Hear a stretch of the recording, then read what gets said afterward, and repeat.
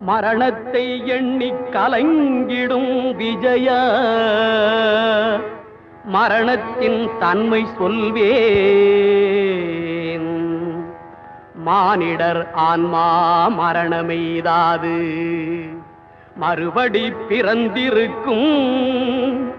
மேனியை கொல்வாய் மேனியை கொல்வாய் வீரத்தில் அதுவும் ஒன்று.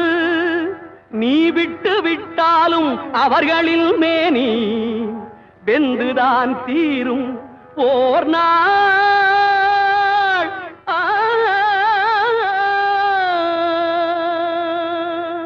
என்னை அறிந்தாய் எல்லா உயிரும் எனதென்றும் அறிந்து கொண்டாய்.